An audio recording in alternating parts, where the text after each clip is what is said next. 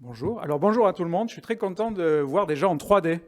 Ça fait 2 ans, je vois les gens plats derrière leur écran, mais là en 3D, c'est vraiment génial. Merci beaucoup d'être là. Deuxième chose, je ne parle pas aussi vite que Steve, mais je parle quand même assez vite. Alors la traductrice ou le traducteur, vraiment tous mes respects pour vous ce matin, mais ça va être encore une demi-heure ou 25 minutes qui vont être peut-être à un rythme un peu excessif pour vous. Euh, donc, le résultat du sondage, je présente aujourd'hui, je suis professeur à l'Université de Montréal, mais je ne représente pas l'Université de Montréal, je suis un membre, l'Université de Montréal est un membre de CyberEco, et on a travaillé sur ce sondage et sur les résultats de ce sondage avec Richard Fontaine de l'Université de Sherbrooke. Donc, c'est une belle collaboration entre universités, on n'est pas du tout en compétition, on est là vraiment pour essayer de tirer le maximum de jus de ce sondage qui a été mené à l'été dernier au Québec auprès de 150 environ des plus grandes entreprises québécoises pour essayer de comprendre, d'avoir une image, de mesurer un peu, de quantifier la situation en cybersécurité. Donc, ce qu'on va voir, c'est en deux grands blocs qu'on a essayé de répartir les résultats. Le premier bloc sur les questions de gouvernance, d'organisation et de stratégie, et le second bloc en ce qui concerne l'exposition aux menaces, les moyens de protection, de sensibilisation et de formation qui sont déployés par les entreprises québécoises. Donc, la première question portait sur les responsabilités au sein des directions de la sécurité de l'information. C'est le terme qu'on utilise, mais c'est cybersécurité étant le synonyme. Et on se rend compte qu'il y a à peu près encore au Québec, et donc ce ne sont pas des petites entreprises dont on parle, ce sont vraiment des moyennes et grandes entreprises, encore 20% de ces entreprises-là qui n'ont pas de personnes responsables exclusivement de la sécurité de l'information, de la cybersécurité. Alors si vous êtes optimiste, c'est 80% des organisations qui ont quelqu'un qui est dédié. Si vous êtes pessimiste, c'est 20%. Donc encore un progrès certainement net à réaliser en termes de responsabilité. Deuxième question qu'on avait dans ce sondage, en termes d'imputabilité. Vraiment, le suspense est insoutenable. Quelle va être la prochaine diapositive Donc là, Il n'y a pas de tambour. non, c'est ça. Hein. À qui les responsables rendent des comptes. Et on se rend compte qu'en fait, en grande majorité, c'est à deux personnes ou à deux responsables. D'abord le conseil d'administration, ensuite le PDG, le chef de la direction. En grande majorité, mais on se rend compte également qu'il y a une prolifération d'autres hauts dirigeants, hauts gestionnaires auxquels le responsable de la cybersécurité rend des comptes. Et donc là, c'est une bonne chose parce que ça veut dire qu'il y a plein de monde qui est potentiellement intéressé à savoir ce qui se passe en cybersécurité. Le problème, ça peut être un problème de fragmentation avec un travail qui peut être excessif d'imputabilité, de transparence du responsable de la cybersécurité. En termes de fonction, les résultats du sondage renvoient à la même réalité. C'est-à-dire qu'en fait, quand on a posé la question en répondant quelles sont les fonctions du responsable de la cybersécurité au sein de l'entreprise, on s'est rendu compte qu'il y a une multiplicité de fonctions, de responsabilités qui sont assumées par ce responsable, qui vont de la gouvernance à la réponse aux incidents en passant par l'architecture, et que pour ces responsabilités-là, et ça va s'afficher, ne vous inquiétez pas, la distribution est très élevée partout. Ça veut dire qu'en fait, ils sont obligés de faire de tout à de très hauts niveaux. Et donc, évidemment, ce que ça veut dire, c'est que probablement que le résultat, c'est un résultat dans lequel ils se sentent un petit peu dans la superficialité parce qu'ils doivent s'écarteler entre tout un tas de responsabilités plutôt que de pouvoir se concentrer sur 2 ou 3 choses essentielles et aller beaucoup plus en profondeur. Donc, la bonne nouvelle, c'est qu'ils font beaucoup de choses dans tout un tas de domaines. La nouvelle un petit peu plus préoccupante peut-être, c'est que il y a quand même une distribution qui semble excessive un petit peu dans tous les domaines et qu'il y a probablement des choses à revoir dans ce domaine-là. Et je ne suis pas uniquement pessimiste, là j'essaye de voir toujours le bon côté de la lorgnette. Le modèle de sécurité de l'information, ça c'est plutôt une bonne nouvelle. Définitivement au Québec, pour les entreprises répondantes, c'est un modèle très centralisé. à 70% et une trentaine de pourcents entre fédérés et décentralisés. Donc on voit qu'il y a quand même, et on va le voir dans les ressources et les talents, et la difficulté à accéder à ces talents, c'est peut-être aussi le résultat d'essayer de rationaliser les ressources qui sont probablement assez limitées, d'avoir une solution de gouvernance de la cybersécurité qui est centralisée. Le nombre de professionnels employés par les entreprises québécoises, on voit qu'il y a une scission, une césure. Vous avez un petit nombre d'entreprises, à peu près 20%, qui emploient plus de 50 personnes en cybersécurité. Donc ce sont vos grandes entreprises, probablement vos grandes institutions financières, les grandes entreprises manufacturières, peut-être le domaine de l'extraction. Mais vous avez un nombre qui reste relativement important, qui n'emploie pas plus de 5 personnes, et vous avez 20% des entreprises québécoises de notre échantillon qui n'emploient personne exclusivement en cybersécurité. Et encore une fois, on ne parle pas des panneurs du coin, là, on parle quand même d'un échantillon composé des 200 plus grandes entreprises au Québec. Donc vous avez quand même des toutes petites équipes en cybersécurité qui ont, et on va en reparler dans un moment, qui ont probablement beaucoup de difficultés à acquérir et à retenir l'expertise et les talents dont elles ont besoin pour répondre à la prolifération des risques dont nous parlait Steve il y a un instant. Et évidemment, la corollaire de ça, c'est qu'il y a beaucoup de postes à combler en cybersécurité, en sécurité de l'information au Québec. Ça, ce n'est pas la nouvelle fracassante de la journée. Vous vivez cette réalité au quotidien. Mais il y a quand même plus de 50% des organisations qui ont des postes à combler en sécurité de l'information. Donc c'est considérable et ça crée évidemment une compétition pour attirer ces talents-là et pour essayer d'avoir les talents les plus qualifiés possibles.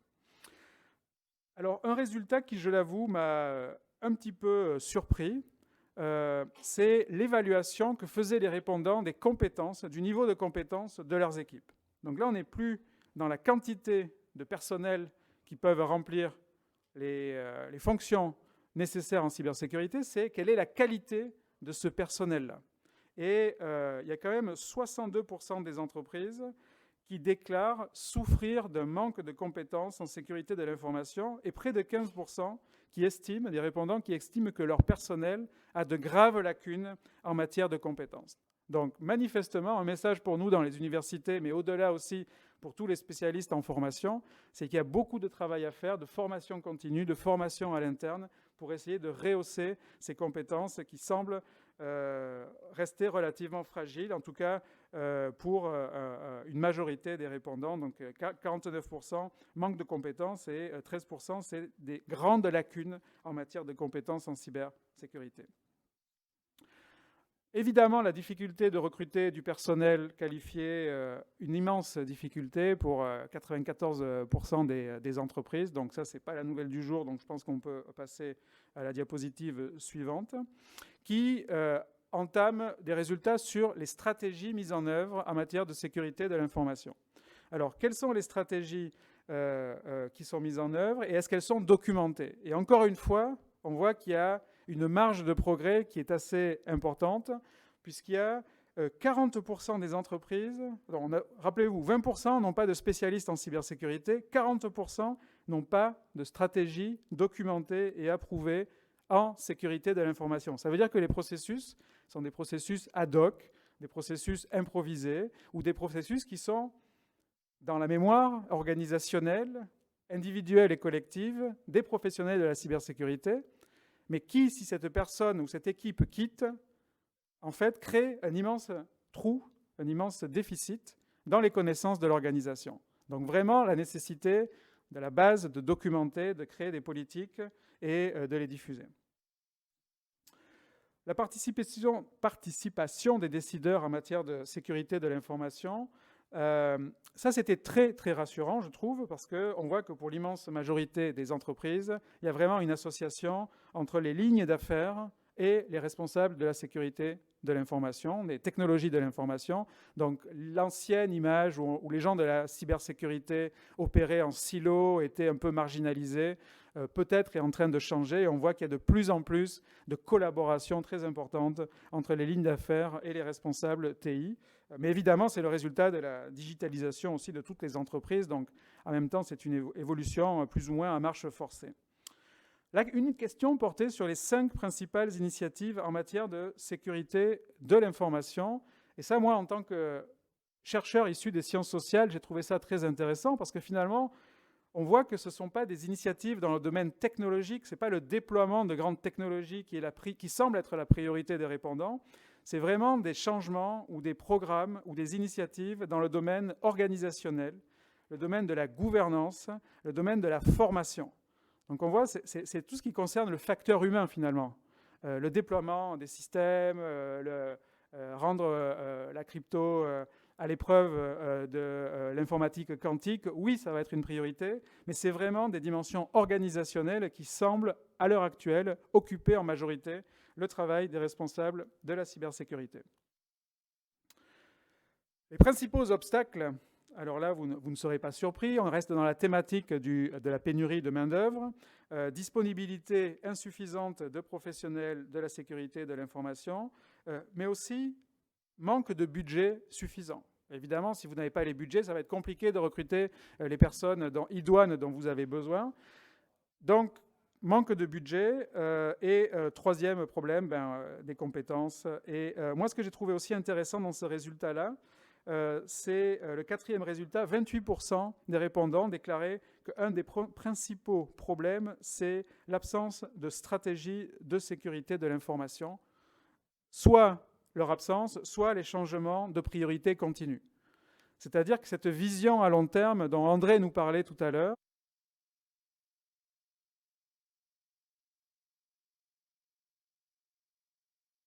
avoir cet horizon, cette capacité à travailler, non pas sur les semaines ou des mois, mais sur des années, de se projeter dans l'avenir, ça reste un défi manifestement majeur.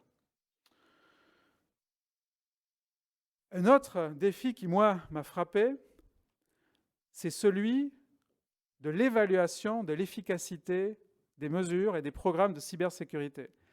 C'est-à-dire que vous pouvez bien dire on n'a pas assez de ressources, vous pouvez bien dire on n'a pas assez de compétences, mais si vous n'êtes pas non plus capable de dire quelle est l'utilité ou les bénéfices que vous retirez de ces budgets et de ces compétences, on a véritablement un problème. Et donc on voit qu'il y a 40% encore des entreprises qui n'évaluent pas ou qui n'ont pas de système formel d'évaluation de leur performance en cybersécurité. Donc quand on investit dans ces entreprises-là, on dépense de l'argent, mais finalement, est-ce qu'on sait si ça fonctionne ou pas? Est-ce qu'on sait si on améliore la posture de cybersécurité de l'organisation? Eh bien, rien n'est moins sûr. Donc personne n'a encore parlé de niveau de maturité. Là, ça c'est un indicateur très fort d'une maturité qui est extrêmement flageolante, parce que si vous n'êtes pas capable de vous mesurer, de quantifier votre performance, vous êtes vraiment quand même dans une situation un petit peu délicate. La fréquence de la reddition des comptes, étant donné que le temps file, je vais peut-être repasser cette diapositive-là, ce n'est pas la plus importante, et je pense que les diapositives, de toute façon, vont être rendues disponibles aux conférenciers, qu'ils soient en ligne ou en personne. Ce qui me semble plus intéressant, c'est la proportion du budget informatique dédié à la sécurité de l'information. Et donc, 50% des entreprises dépensent moins de 6% de leur budget TI à la cybersécurité. Et vous avez seulement, en fait, c'est assez quand même, là, mais une trentaine de pourcents qui dépensent plus de 10% de leur budget TI à la cybersécurité, qui consacrent plus de 10% à la cybersécurité. Alors, je ne sais pas si c'est le chiffre magique, mais en tout cas, c'est probablement ces mêmes entreprises qui ont des pratiques exemplaires et qui ont des niveaux de maturité plus élevés. L'évolution du budget dédié à la cybersécurité, évidemment, est en augmentation, parce qu'on est dans une phase de travail à la maison massif, donc les budgets ont augmenté. Ceci dit, dans une phase pré-récessionnaire, tout le monde annonce une récession. Ça fait des années qu'on l'annonce, mais là, je pense qu'on est rendu là à quelques mois ou même plus proche que ça de nous. Et donc, on voit que les budgets ont augmenté depuis 2 ans, mais est-ce que cette augmentation va se poursuivre? Ça, probablement qu'on va devoir continuer à suivre cet indicateur-là d'assez près. Ma prédiction, c'est que ça risque de ralentir fortement dans les mois et les années à venir. En ce qui concerne les dépenses liées à la sécurité de l'information, 60% des répondants estiment qu'elles sont affectées à du rattrapage et non pas à quelque chose de stratégique, à des postures dans lesquelles les décideurs se sentent à l'aise. Donc c'est vraiment du rattrapage, du retard qui a été pris au cours des années antérieures. Ce qui est plutôt bon signe, ça veut dire qu'il y a quand même des efforts considérables qui sont consentis, mais encore une fois, la maturité est peut-être encore à améliorer. En termes de menaces, et peut-être je vais abréger cette partie-là, mais il y a quelques réponses très intéressantes sur le degré de confiance. Donc, l'image qu'on a obtenue jusqu'à présent, personnellement, je la trouve à moitié rassurante. On va dire qu'il y a beaucoup d'efforts qui ont été consentis, il y a une conscience claire des problèmes à régler, mais en même temps, il y a beaucoup de retard qui a été accumulé. Par contre, ce qui est très surprenant, c'est que quand on a posé la question légèrement différemment sur la confiance, eh bien, on voit que les niveaux de confiance sont très élevés. 70% des entreprises confiantes sur leur capacité à se protéger contre des attaques internes et 80% à se protéger contre des attaques externes.